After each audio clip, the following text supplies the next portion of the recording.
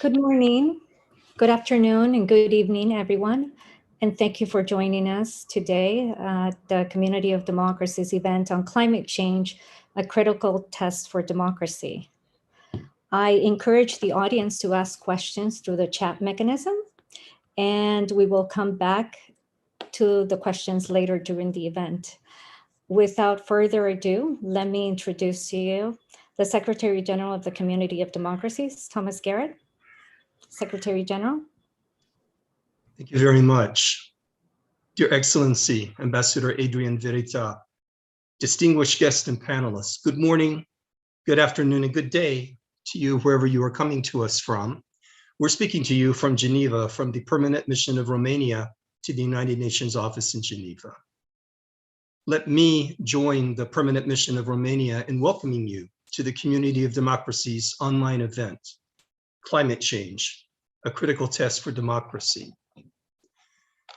Climate change is a global crisis, having an impact both on the natural environment of our planet, as well as on our societies, both how they function and how they're governed. To put it in a slightly different word, in the long run, climate change is an existential crisis for humanity, and it's also a threat and challenge for democracy. There's no doubt that climate change is impacting democratic governance. It has and will continue to have important implications for human rights. The rights to life, to food, housing, and water are all things that are currently being affected and will continue to do so. Consequently, the impact of climate change in democracy is only going to grow as governments struggle to cope with consequences and to persuade their people to accept the major social and economic transformations we're all looking at now. In such a setting, civil and political rights are, of course, highly vulnerable. But at the same time, I want to note that the ability of democratic systems to mitigate and cope with climate change and its consequences are many, and they're going to define future global stability. Today, while democracies comprise over half of the emissions globally, we see that some 15 democracies are among the top 20 CO2 emitters. We've seen with this pandemic that democracies are vulnerable to important changes in the world. And now we have another critical test approaching us. If democracies will not assure proper protection of the survival of their citizens and of all human beings, then their value as a governing tool is going to be questioned. That's why today we do hear in some places some voices claiming that centralized systems of government are better placed to deal with climate change, and that perhaps some kind of authoritarian approach is needed to take that long view and force needed changes in society and the economy. Well, I can tell you that I do not agree with these arguments. I'm convinced that democratic systems are much better equipped, and they can mobilize significant assets to address climate change. In democracies, we see the free circulation of information. We see the capacity of society to hold policymakers to account. We see that the administrative capacities of democracies are stronger. We often see lower levels of corruption. And of course, very importantly, we see the importance, the vibrancy of civil society advocacy and civic values. All of these things are going to, I believe, make democracies more successfully confront the complex challenges and solve the issues related to climate change. But we can't just assume this will happen. What needs to be done is to boost the performance of democratic systems from their response to such an existential issue as climate change. Democracies are going to need to show the world their ability to adopt climate-friendly policies and show their worth versus those of authoritarian regimes. All of us as democratic citizens need to become individually ambassadors of the fight against climate change. We must internalize this challenge and make conscious choices to save the planet, be that during our everyday life, or be it as something as important as wisely participating in elections. Democracies are going to have to lead by example and take concerted effort in international gatherings and fora to advance climate action. In this context, I'm very glad to be here in Geneva where I welcome the decision of the UN Human Rights Council in its resolution 4813, which recognizes that having a clean, healthy, and sustainable environment is a human right. As the UN High Commissioner for Human Rights, Ms. Michelle Bachelet, said, the Human Rights Council decision clearly recognizes environmental degradation and climate change as interconnected human rights crises. So it's in this context that today's event will aim to discuss how democracies can address climate change and its consequences. We want to look at threats to democracy resulting from climate change, but also to share those best practices of democracies in addressing the climate crisis while ensuring our democratic resilience. And we'll try to present case studies of communities and countries affected by climate change. At the same time, we want to provide a space for you and for our panelists to follow up on the discussion and key recommendations from the UN Climate Change Conference, COP26, just concluded. But I would now like to take the opportunity to invite His Excellency, Ambassador Adrian Cosmin Virita, the permanent representative of Romania to the UN office in Geneva, to provide his welcome remarks. Excellency, please, the floor is yours.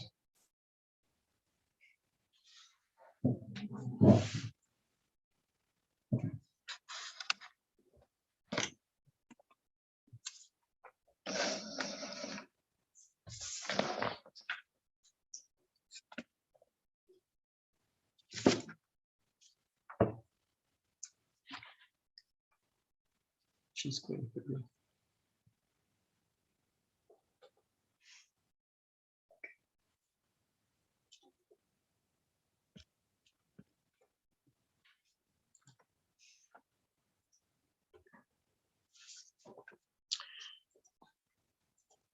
Thank you, Mr. Secretary General. Ladies and gentlemen, dear friends, I'm deeply honored and privileged to have you today at the Permanent Mission of Romania in Geneva for this very important event organized by the Community of Democracies. Taking place after the conclusion of COP26 in Glasgow, this is the first event of the Community of Democracies devoted to the inextricable link between climate change and democracy. Speaking of COP26, allow me to quote what the UN Secretary General Antonio Guterres said. The outcome of COP26 is a compromise. It reflects the interests, the contradictions, and the state of political will in the world today. It is an important step, but it is not enough. We must accelerate climate action to keep alive the goal of limiting global temperature rise to 1.5 degrees. Ladies and gentlemen, I'm looking at today's event being fully aware of the significance of the message of the UN Secretary General. At the same time, I also am looking at it cognizant of the importance of the ongoing discussion on how to make our countries and communities more resilient and more ready to contribute to the collective climate action. I strongly believe that we need to also focus on democracy and resilience within the context of climate change. Therefore, I'd like to express my whole gratitude to the speakers and to thank them for their availability to participate in the event today. Mr. Secretary General, thanking you once again for organizing this event. Let me give the floor back to you in order to start. I thank you.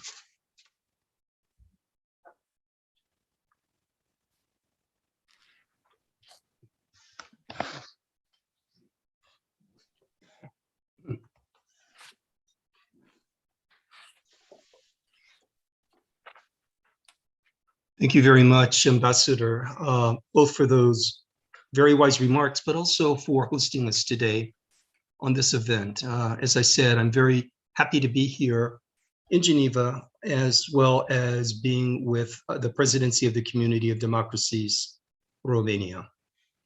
Now I would like to move to our keynote speech.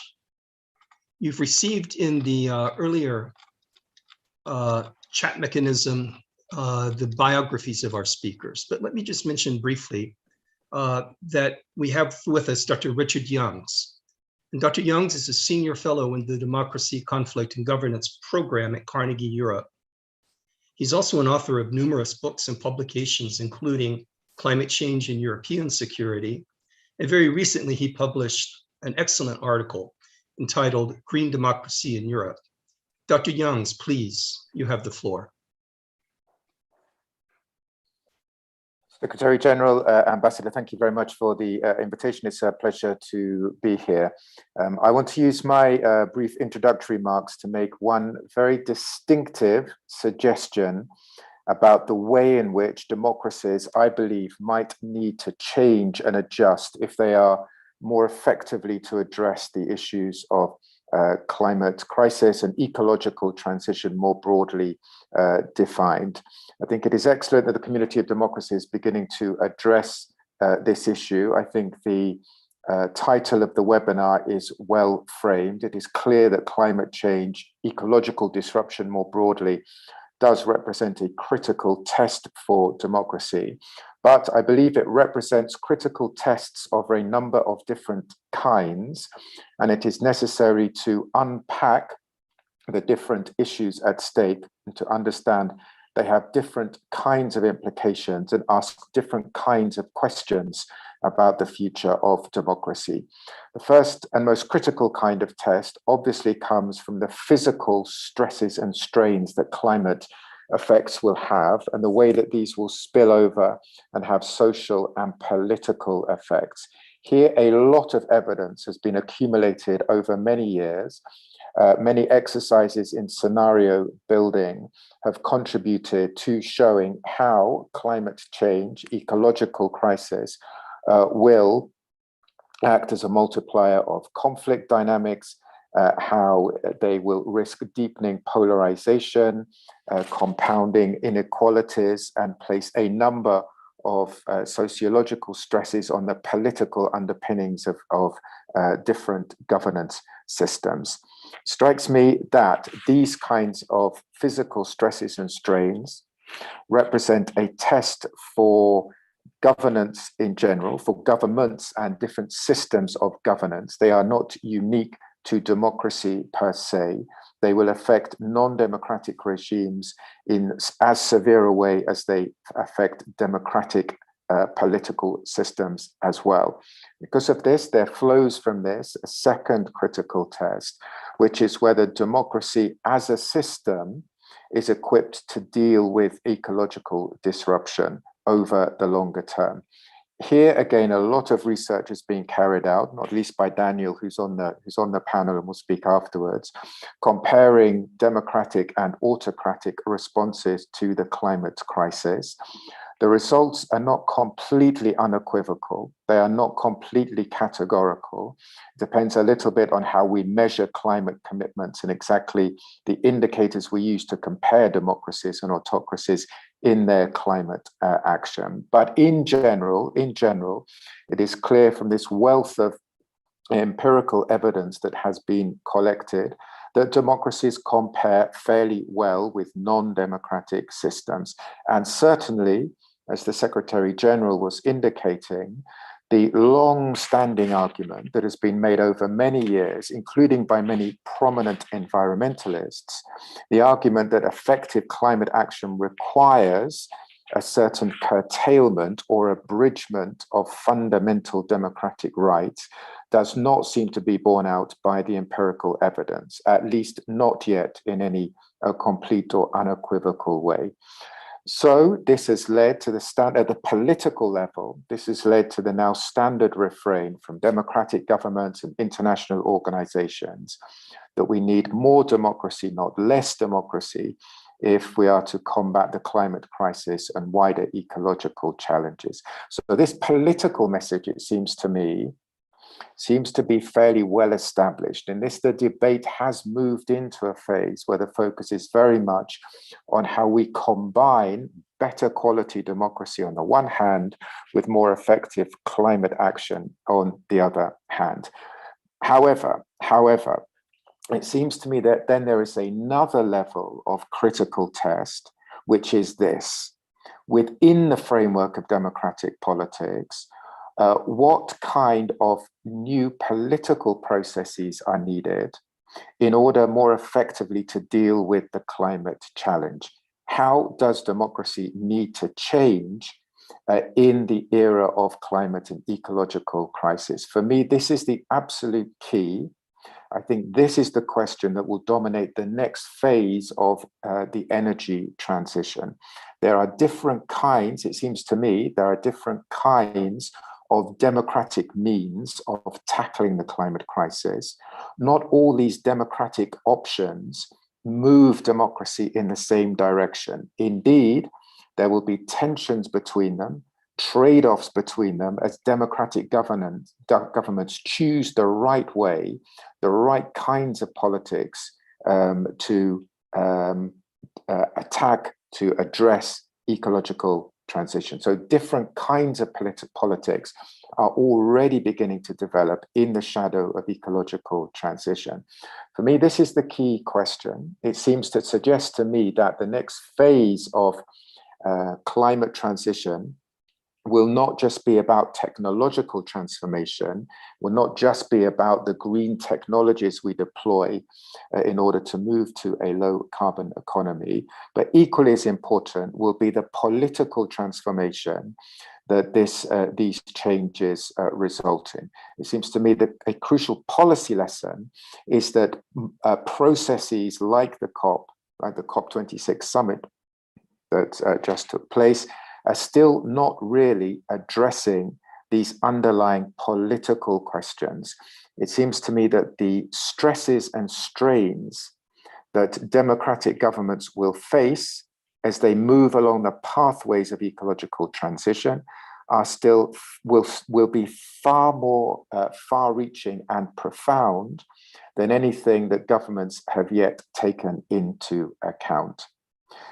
In that way, it seems to me that the traditional focus on democracy's potential advantages over non-democratic regimes may be very well grounded, but they are arguably detract us or divert attention away from the impending turbulence that democratic systems themselves will be hit with as ecological transition unfolds over future years. I think this is the case because it seems to me that so far the climate debate has been framed in relatively binary ways. What do I mean by this? That the focus in general has been on whether one is in favor or against far-reaching climate action. The focus has been on simply galvanizing, catalyzing more ambitious climate action. To some extent, many democratic governments have been successful in making the case for more ambitious climate action and changing their population's views in this direction. But the next phase, it seems to me, will ask more difficult questions over the kinds of transition, the types of transition to be charted in the future, and in particular, the different kinds of social and political effects that will result from those different kinds of transition. But it seems to me as yet, the climate agenda as a whole has underplayed this crucial question of what kinds of political steps will be most desirable in relation to the climate agenda. The focus has been very much on the general importance, the general imperative of getting more ambitious climate commitments enshrined at the national and international level. And of course, this was very much the focus of the COP26 summit, which means that the crucial issue of the future I think, has not yet been addressed. And this will be more of a focus on the energy transition's relative costs and benefits. Who will gain? Who will lose?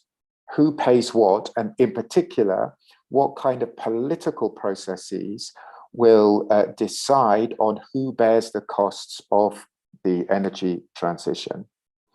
It seems to me that we have underplayed so far how crucial these questions will be, how far-reaching the political effects of these questions will be, because politics is still functioning on the assumption that core political, social, economic models will more or less stay the same, that there will be a move from carbon to low carbon sources of energy, but most of the politics and economics surrounding that transition will not need to undergo fundamental change, fundamental disruption. If we look historically, however, no other move from one production mode to another has happened without a profound, even systemic level of political and social transformation. This raises the question of whether the reliance so far of debates about climate transition on notions of green growth don't offer a rather sanitized version of ecological transition and underplay just how politically disruptive this transition could be. Of course, all democratic governments talk about the need to fashion a just transition, a fair transition, and the need for democratic politics to incorporate this understanding of just transition. However, they have not moved far in conceptualizing what this really means, particularly at the systemic level of democratic politics. Just transition cannot just be about a few extra funds to help poorer sectors of society adapt. It strikes me that changes in the economic mode of production will affect the social contracts that underpin the whole way in which our democratic systems have functioned over many, many decades. If governments are less able to lean on economic growth as the main deliverable they offer to voters, this will affect the sustainability of welfare states and hence put in question the social legitimacy that has underpinned democratic institutions. The whole structure of social and class alliances will change. The dividing lines between existing political parties may begin to make less sense than they have done in the past. So the whole kind of political parameters and framework that has for many decades underpinned liberal democracy could be put at risk. It's worth saying that the current energy crisis in Europe accentuates these political difficulties. If it is true that the current energy crisis is one of the first crises we see of the green transition, it reveals, it seems to me, that governments, democratic governments, have not yet fully prepared for the kind of political changes they need to entertain as they move forward with energy transition. The difficulties of energy transition have been predicted for many, many years, and yet now in the midst of this current energy crisis, we see governments have not really prepared for this situation when energy prices begin to rise and affect different parts of the populations in different ways. They have still, now they are kind of scrambling for short-term responses to this crisis, not having addressed the kind of political changes that need to be introduced to deal with these kinds of changes. So that would be my diagnosis. That's my basic analysis that I offer to our debate. To finish off, then I would put on the table what I believe might be the kind of way in which democracies would need to think about rectifying these shortcomings. It's often said in these debates that leaders now need to move above politics in order to have the strength of commitment to implement really ambitious climate commitments. It seems to me that's the wrong way to think about energy transition. Rather than moving beyond politics leaders need to move more deeply into the political sphere. That's where they need to make the case and offer more detailed mappings and plans for who will bear the costs, what the relative costs and benefits will be as they move ahead with energy transition, and crucially, gain broad-based social political legitimacy for the moves, for the policies that they will need to adapt over future years. At present, it seems to me that is not being done. If anything, there's a danger of governments moving in the opposite direction because they are understandably, completely understandably, committed to pushing forward ambitious climate action as fast as they can. The danger is that they are beginning to short circuit democratic processes. They are beginning to depoliticize many aspects of climate action. Climate action is seen, again, understandably, simply so important that at least some elements of it need to be taken out of the political sphere and protected from vested interests and the uncertainties of democratic debate. So we get more technical agencies leading climate policies, more aspects of climate policy being enshrined in climate laws, climate emergency provisions. This is completely understandable and has contributed to climate policies being taken up to another level. The Achilles heel of that kind of technocratic approach, it seems to me, is that it's good at pushing forward the climate agenda. It's bad at ensuring broad-based democratic buy-in and legitimacy for the kinds of difficult measures that will need to be taken. So I would argue against this technocratic approach. I think in the long term, we need to avoid too much depoliticization, too much of difficult climate decisions being taken out of the democratic sphere. I would argue we need exactly the opposite. Governments need, I think, to fashion a much more broad-based process of political inclusion. I think the crucial variable will be democratic buy-in. How broad-based democratic buy-in governments can try to encourage, not simply on the general need for climate action, but on these more difficult questions related to relative costs and benefits, who will gain, who will lose, how people's individual lifestyles will be disrupted. There are some moves already afoot in this direction. A small number of democracies have begun to organize climate assemblies. A lot of hope is being invested in these kinds of panels and citizen small form deliberative exercises. They are important, they are an exciting innovation. They cannot solve everything. There is a limit to how much these kind of exercises, I think, can achieve. They are clearly the most significant way in which democracies are beginning to adjust to deal with the climate crisis, but they as yet do not involve large numbers of people. They mostly work to governments' preset agendas. They cannot deal with the fundamental kind of power imbalances and shifts that will occur as a result or linked to energy transition.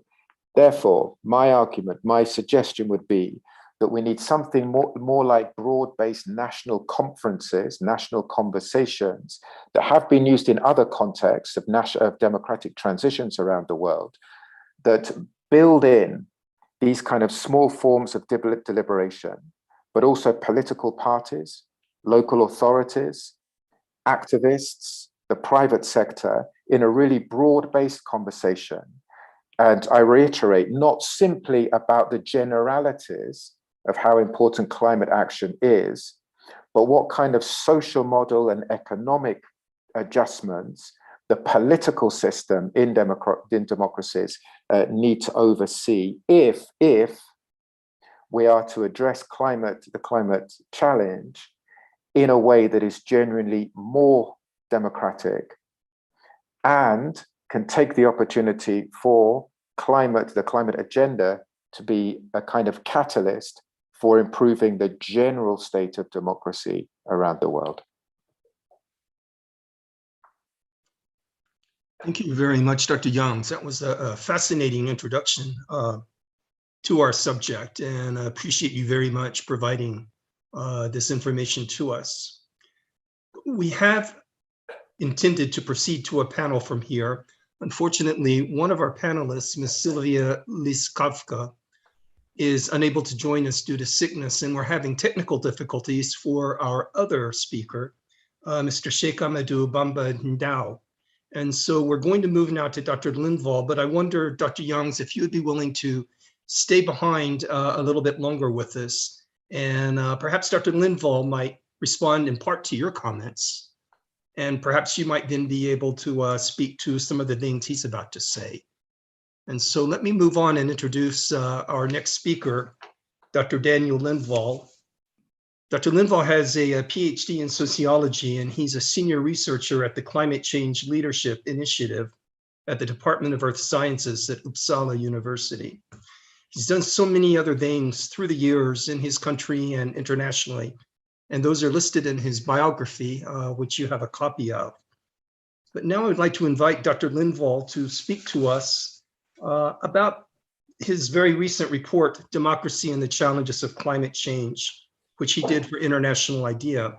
And also, Dr. Lindvall, I wonder if you might have any response to the things you've just heard from Dr. Young. So, Dr. Lindvall, I invite you to take the floor. Thank you very much, and thank you for an interesting, very interesting introduction, Richard and Dr. Youngs. I mean, I could continue on. I do agree with a lot of things we were saying. I think we need to understand that the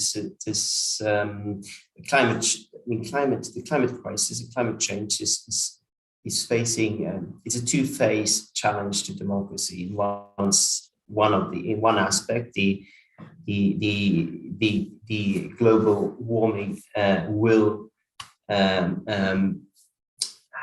of course be a challenge to some of the foundations of democracy, in the sense that we will see rising food prices, and we will see surely a situation where we will have financial recessions and so on. And these processes will definitely be a challenge to democracy if we can't face them, if we can't cope with climate crisis, if we can't start the transition speedily, rapidly.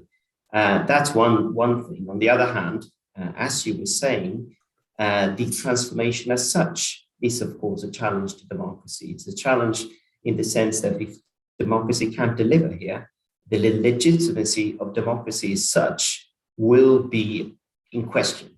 So that's one of the major things.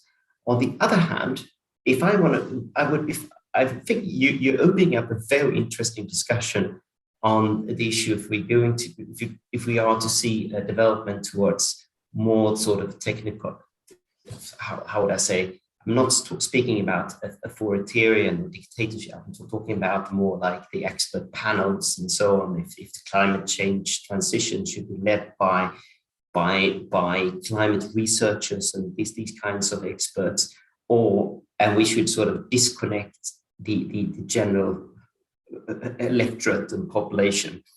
This is, of course, a problem.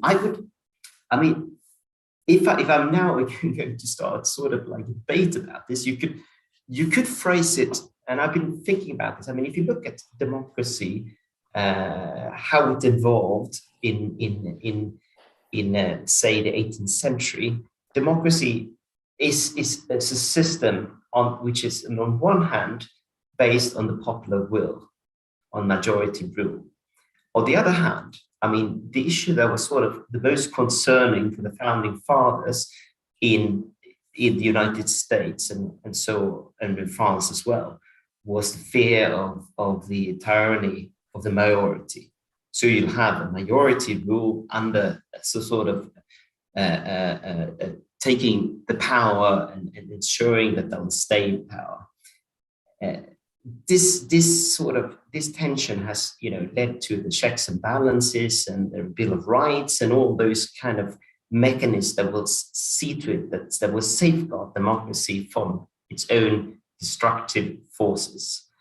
Especially, I mean, we were reminded about this during the Second World War and the genocide, that we needed we needed this kind of protection mechanism from their own sort of like dark forces within democracy.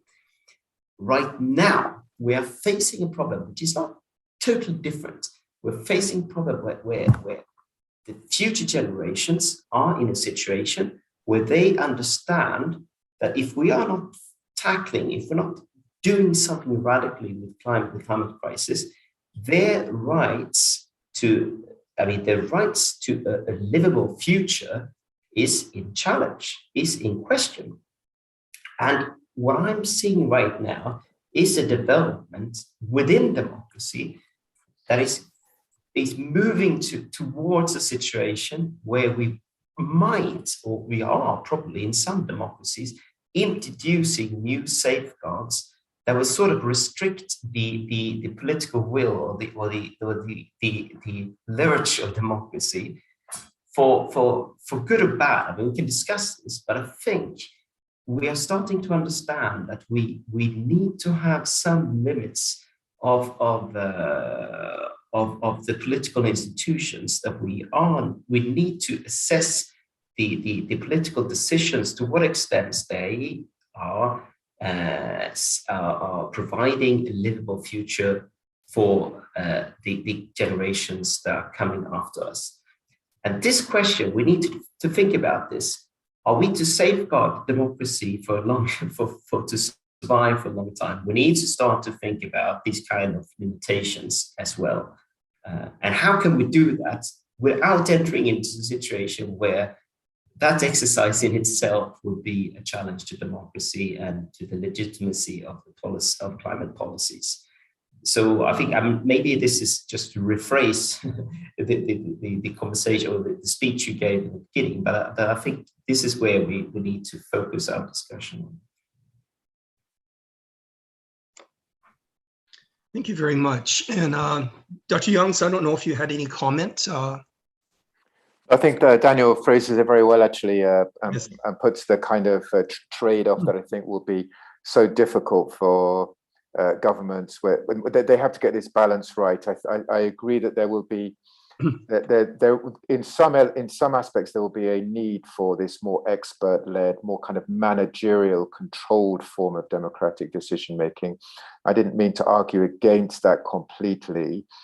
There will be a role for that. I was simply cautioning that as the urgency of the climate crisis increases, governments will be tempted to use these kinds of very top-down policymaking forms increasingly.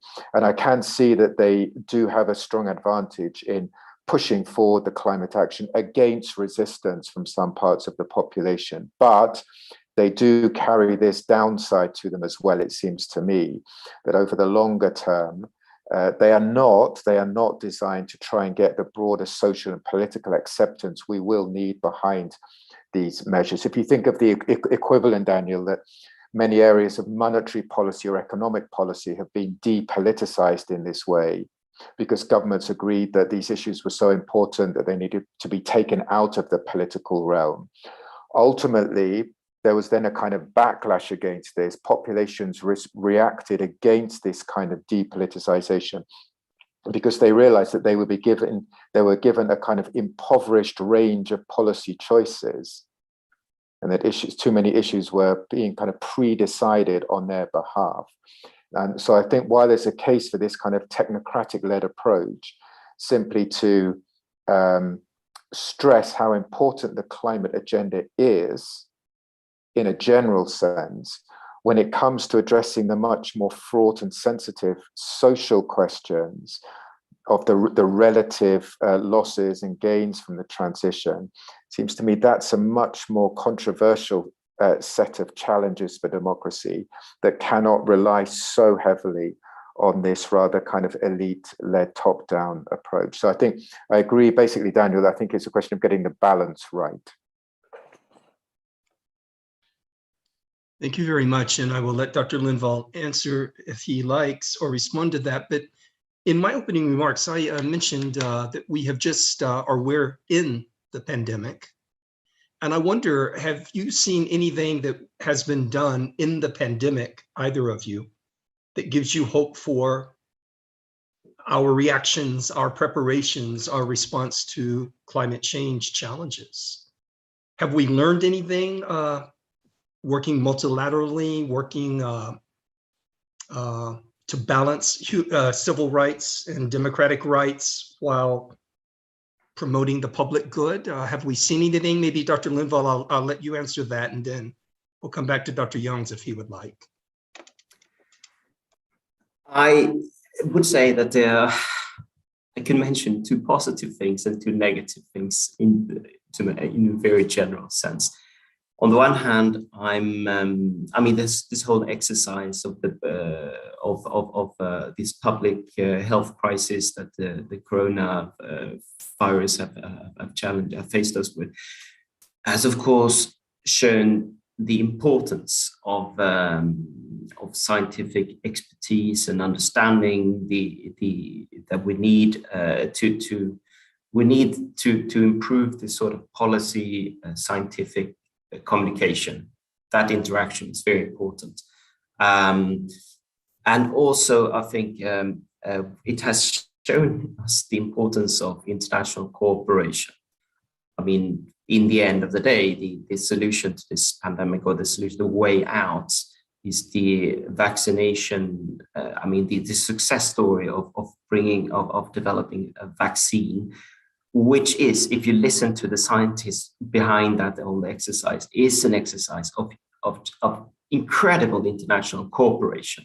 So the solution in like just enclosing yourself into within your national borders, that cannot be a way forward. Question is, have we learned this lesson? I don't know. I mean, it seems to be the question. If you trust science, is very much related to the extent of polarization in society. If the society is very polarized, you seem to filter scientific expertise through your political disposition. Also, I think this health crisis has shown that has given some sort of how would I say, a confidence back to politics, to democracy, that we can actually do something quite drastically, and that society is ready to respond to actually deal with that. And I think that's and then finally, Shufa, without saying, a final lesson is that we also understand that the COVID-19 crisis is not just a matter of that we can radically close down societies and we can measure the mortality rate. Now, when we look back to society, to this whole experience, we understand that, well, closing down society, possibly it helped us in one way in lowering the mortality rate, but it had so many side effects on public health, on mental health, on so many other aspects. So we understood the complexity of this, that we need to integrate a whole wide of the whole society in this exercise. And I think this is something we learned now when we're tackling the larger and more complex and dangerous crisis of the climate change. Yes, thank you, Dr. Youngs. And there are many negatives, many sobering lessons to take for democracies in how they manage COVID. But if you're pushing us to think of the positives, I think one is perhaps that in many democracies, particularly developing democracies or emerging democracies, where governments were perhaps mismanaging the crisis or underperforming, societies stepped in, they organized at a local level, often compensating for the underperformance of governments, and that did seem to breed a new kind of civic spirit, at least in some countries, without idealizing that situation or suggesting that it went really far in kind of reviving democratic spirit. It was there, and there were efforts of new kinds of social organization that speak to the possibility of these kind of crises, the climate then might be the next one, actually engendering more kind of self-ownership on the part of local communities. And then I guess in the best of cases, in the best of democracies, what we did see was governments taking on additional powers, so assuming executive powers to manage a crisis in an echo of what the climate crisis might eventually bring, but doing so in a way that somehow did find a way of offering channels of inclusion for populations as well. And I think that might be some kind of model for how democracies can best deal with climate transition as well, which comes back again to Daniel's point of how we get somehow the best of both worlds. We get the best of the top-down, technocratic-led kind of policy decision makings on the one hand, and the broad-based political inclusion on the other. I think we need both, and locking them together is very, very difficult. But perhaps there are a small number of examples of where that has been done in the COVID pandemic. Thank you. Thank you very much, both of you. And as I mentioned in my opening remarks, I'm speaking to you from Geneva at the United Nations offices here. And I talked about the UN Human Rights Council Resolution 4813, which does that create a new right, perhaps, of a clean, healthy, and sustainable environment. And so that was done by all of the Human Rights Council. We also saw at COP26, the United States and China reaching an agreement on certain aspects of climate change. I just wonder, do either of you have a position on how do we balance keeping democracy and human rights at the forefront while at the same time working in universal membership bodies? Clearly, universal membership bodies such as the United Nations are going to be important to addressing the pandemic, addressing climate change. Is there some type of a template or a formula either of you might want to suggest? Should I start? I think it's a good, very interesting and interesting question. I mean, on the one hand, I think it's positive that climate change is starting to be seen as a human rights issue, and I think this will, within democracies, this will have a great impact in developing our way to, our understanding of rights, constitutional provisions, and so on, and that's something I think we will see more of, especially if Strasbourg takes on a couple of these cases, which we haven't really seen yet. But I think this is something especially the case of the Constitutional Court in Germany. When it comes to I was in Glasgow myself, and I found this. It's when I mean, climate change is of course an issue, a global challenge, and we need to have certain global agreements in order to deal with it, on the one hand. On the other hand, I mean, with the development of renewable energy, climate change has also been shifted but we've shifted in perspective in the sense that we can see from national level, there's so much to gain from the transition, which is not directly connected to climate change. I mean, it's economically more viable to invest in renewable energy. It's good for public health. It's good for the energy security. And there's so many other motives for pushing it forward. And I think when we lift it up, but at the same time, if we don't see how we connected between countries like Europe, China, and countries in Africa, that we need to understand that if we don't have global deals on certain issues here, we will be affected by, for instance, deforestation here. So we need to keep both perspectives, because otherwise we don't move forward. I'm not sure if I'm responding to the full range of questions, but starting with this, I mean, I maybe Richard, you can develop on this, but I really think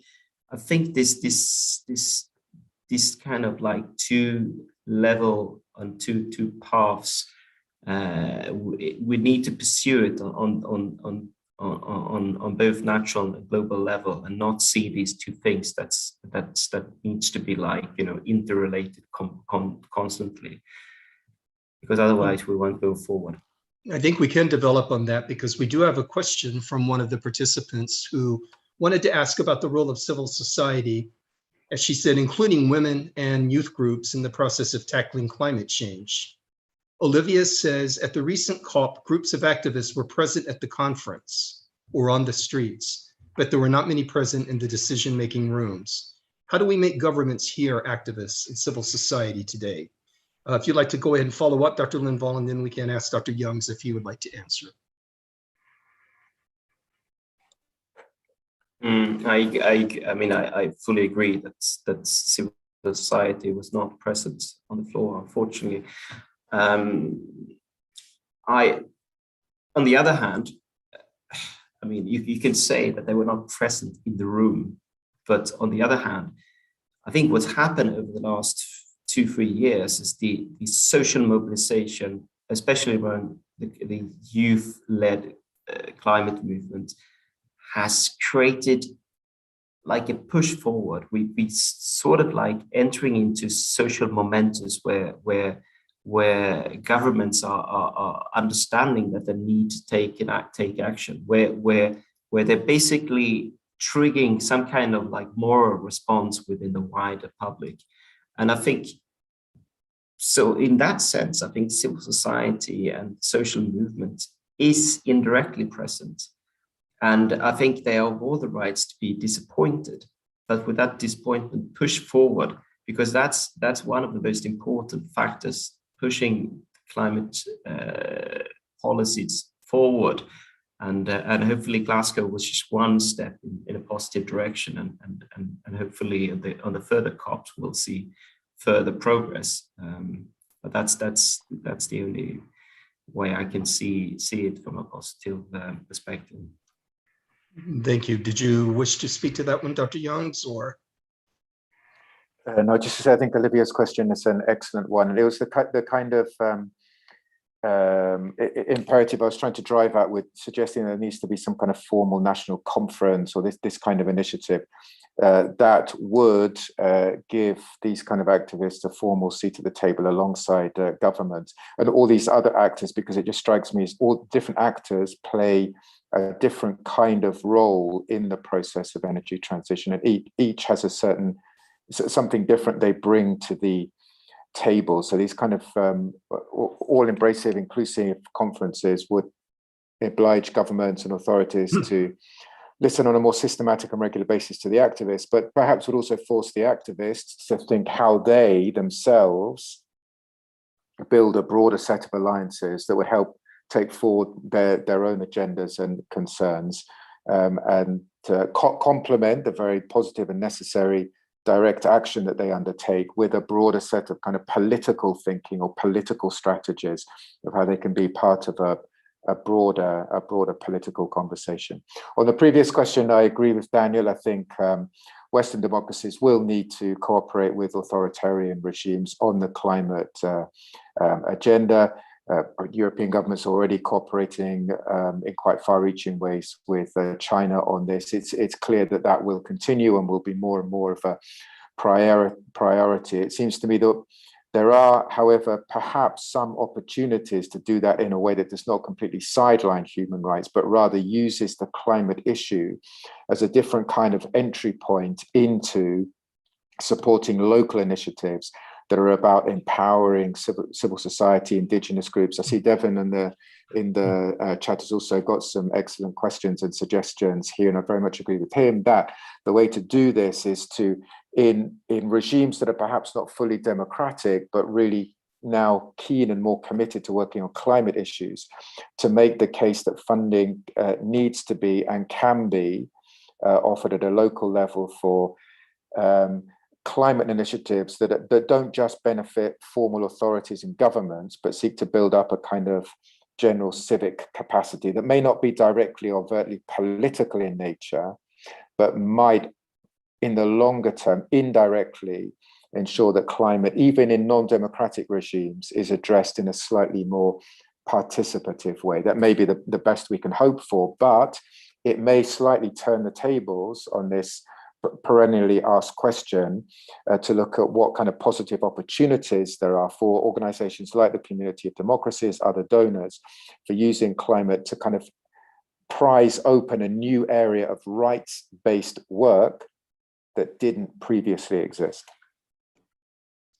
Thank you, Dr. Youngs. And yes, you're right. Devin O'Shaughnessy has given, I think, some very good advice in the chat mechanism, and we'll perhaps turn to that in just a moment. But first, I see that Ambassador Dr. Mohammed Shahid Amin Khan from the International Human Rights Commission has asked to speak. And so, Ambassador, are you able to provide your comment or ask your question?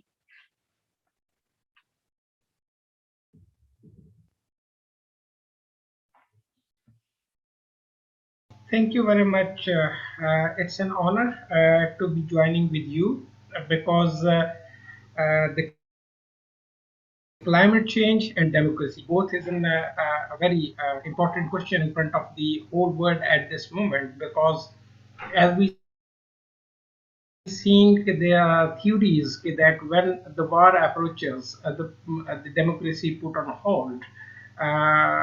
This is happening in the most of the democracies as well. When the war approaches, they hold the democratic norms and standards practicing in every country, in every democracy. As far as I'm very much agreed about the civil society question, which has been just posted on the chat, and Dr. Young has given a very appropriate answer. And I'm also very much appreciating the Ambassador Daniel thoughts and output into the many questions. At this moment, democracy has to be proof that they are the best practice around the world to tackle any emergency. As Ambassador Thoms has asked the question, that did we learn from the pandemic or the practice during the pandemic? Obviously, there are much failures. There are much questions arise during the pandemic as well. The climate emergency isn't pandemic as well for our earth and for our humanity at this moment.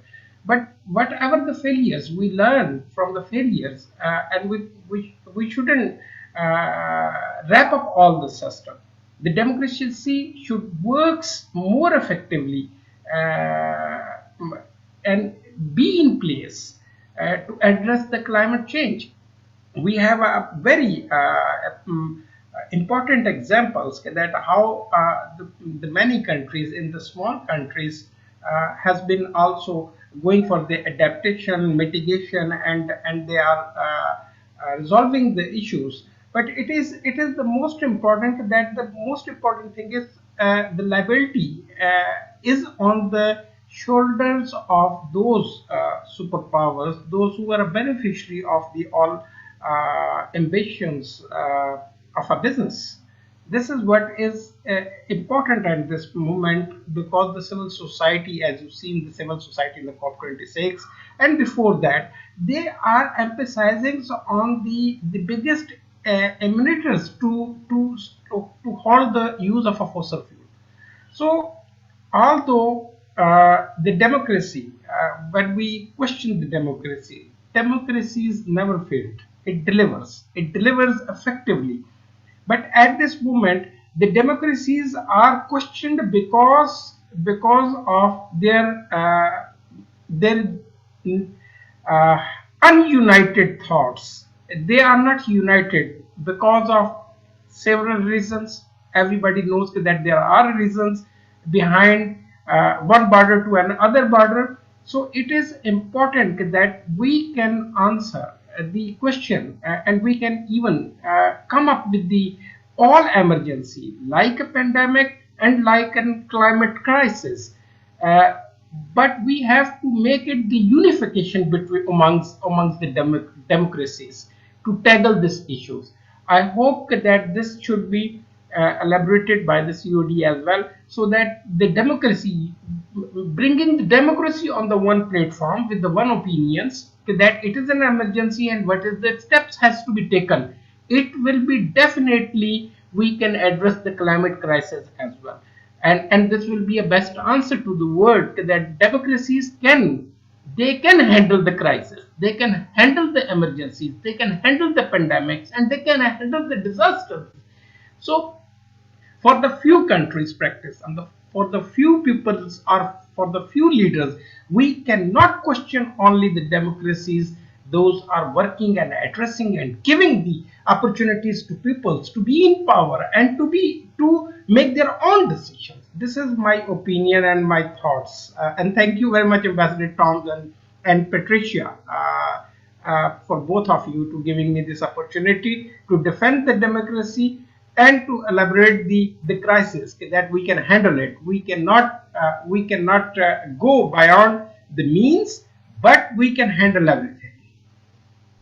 Thank you very much, Excellency. Your comments were extremely important to our discussion, and I'm glad that we were able to hear from you. We do have another question from Devon O'Shaughnessy, which is an issue that we've not really spoken too much about yet, and unfortunately, our missing panelist probably would have spoken to that. So let me ask this question to Dr. Lindvall and to Dr. Youngs. Devon asked, how best to incorporate approaches to strengthening the role of indigenous communities in climate action, while also simultaneously supporting democratic, citizen-centered climate action? How might one deconflict here, especially when population numbers are often much more skewed to non-indigenous citizens? Would you perhaps, Dr. Lindvall, like to speak to that? Is that something you explored in your recent work for International IDEA?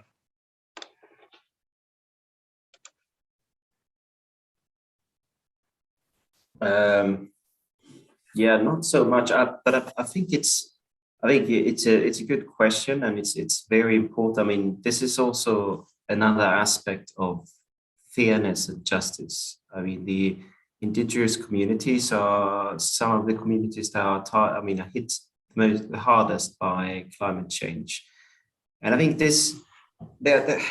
when you look at the climate change as a global issue and what's the responsibility of say Western communities that have emitted far more carbon emissions in the atmosphere than developing communities, and the question comes, it's what I've understood when I was in COP was that the different countries have very different perspective in the need of global cooperation with this issue. I mean, to some extent, this could be handled in regional corporations as the EU. We could have some kind of carbon tax and put pressure on other countries, which should surely be effective to some extent. But then there are two things. I mean, first of all, we need to understand that we are connected with each other in the sense that we need to. I mean, if we don't have a fairness, if we don't have fairness in the system where we can contribute with loss and damages and climate finances, communities in global South would not be interested in protecting, for instance, forests and so on, which is vital for us and the West as well. So with this kind of intercorrelation is there. But there's also something more that needs to come. There needs to be added some aspects of a sense of morality and a sense of ethics on the way that we are living and the way that we are how our life is impacted on other people. And this sense of morality can only, as I see it, be brought through democratic systems where we can have that kind of conversation, where we reach that understanding. And I would say that we're far from it, not even in Sweden, but we need to reach that understanding in order to survive both physically, but also sort of morally, I would say. Thank you very much. And I don't know, Dr. Youngs, if you would like to answer that, let me give you that opportunity, but also there's a question from Michael Brown that I thought you might be able to speak to. Michael wanted to ask how to convince private sector to prioritize democracy and climate instead of profit. That's, I think, a very important question for democracies. How do we work with the private sector to try to affect this change? So if you'd like to answer either of those questions, Dr. Youngs. I'll be very brief on both. Devon's question, as Devon knows far better than I do, if you look at the overall funding profiles of international democracy support, indigenous communities tend to be a little bit underrepresented. Donors tend to favor, for many kind of historically rooted reasons, other forms of civil society organizations. So I think there's a strong general case for more attention to be paid for those communities as part of the general democracy and human rights and governance agenda that could then be given more of a climate specific tone or flavor. But Devon, I think also there's a bigger issue, which is this, that there's huge amounts of funds now going into climate financing. A lot of this financing is unwittingly, I think, funding projects that may be good from the point of view of meeting carbon emissions targets, but they may have rather adverse effects on local communities, including indigenous communities. It's certainly true of a lot of European climate funding. You know, a lot of money that is now up to something like 25 billion euros a year on climate funding. A lot of it is designed to support these big renewables projects that may make a significant contribution to the overarching aim of reducing carbon emissions, but their social effects can be quite negative. So I think we perhaps need the indicators, kind of politically or democracy related indicators within this broader agenda of climate funding to make sure there's not this negative read across. And then on Michael's question, if I knew this, I'd be running a country somewhere or something. But so to me, perhaps I would make the case to the private sector that if democracy fails, if we do, as you said, Secretary General, at the beginning, move into this authoritarian temptation, the belief that only authoritarian politics will be ultimately capable of dealing with the climate crisis, adopting the long-term perspective and adopting difficult decisions that democratic governments can't. If we move down that authoritarian route, generally, where democracy fails and authoritarianism takes over, it's not good news for the private sector either. And the private sector could get caught up in this kind of political drift, even if it's not as dramatic as moving complete from democracy wholesale to authoritarian systems. If we move to a more kind of impoverished or limited form of democracy, that could end up having quite serious impacts for the private sector as well, if the private sector doesn't take on its fair share of kind of social responsibility. Actually, not just social responsibility, but also contributing to these new kinds of political processes that we've been talking about in this session, designed to improve democratic quality. Yes, thank you very much. And in our last few moments here, Dr. Linval, did you wish to speak to this question of private sector encouragement to prioritize democracy and climate? I can just give two quick notes on that. First, I think what needs to be done here is, the climate issue has been focused on individual level, on consumption and the lifestyle choices. We start to need, this is important, of course, to push the private sector forward, but we need to, what's pushing the private sector the most is when we lift the climate issue up into the parliaments and we can deliver legislation on climate, carbon taxes and so on, which will possibly, which would give like set the rules for the markets towards a transition. Secondly, I would say, I wouldn't speak about the private sector as just one private sector, the enterprise. I think there's a lot of very positive examples within the private sector, companies that actually take responsibility and are interested in finding solutions, and also see that some of the strategies towards the decarbonization is fairly profitable and something.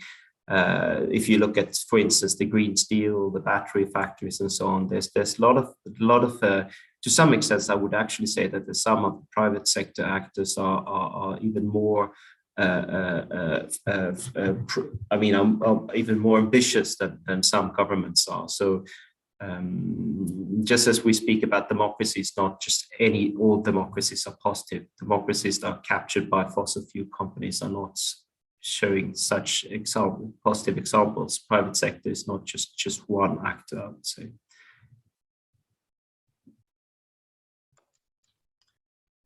Well, thank you very much. Let me thank both you, Dr. Lindvall and Dr. Youngs, for your very important insights and fresh insights. I think some things that probably we hadn't been thinking as clearly about. And I want to thank the participants for enriching our conversation and discussion today. Thank you very much for the comments. If you have participated in this, but you've not yet had a chance to look in the chat mechanism, there are some good ideas in there, and I encourage you to do that before you sign off. I would like to also say best wishes for a rapid recovery to our panelist who is missing, and we look very much forward to hearing in the future from Sheikh Amadou Bamba Ndao, who is working on Congo Basin Forest. I think a critical part of what we were discussing, and the community of democracies will work actively to overcome these technical issues and bring him back to you sometime in the near future, I hope. Let me also, in closing, thank the Romanian Permanent Mission to the United Nations offices in Geneva for hosting us today. And I also want to thank Romania, which is currently serving as presidency of the Community of Democracies, elected by the other members of our governing council. Romania has placed an emphasis during their presidency, not only on this issue, but also on the engagement, political empowerment of young people. And that is, again, a part of this discussion of democracy and climate change that we're going to be hearing a lot about in the future. So once again, to our panelists, to our participants, I want to thank you for joining us, and I look forward to seeing you again at a Community of Democracies event. Thank you all very much. Goodbye.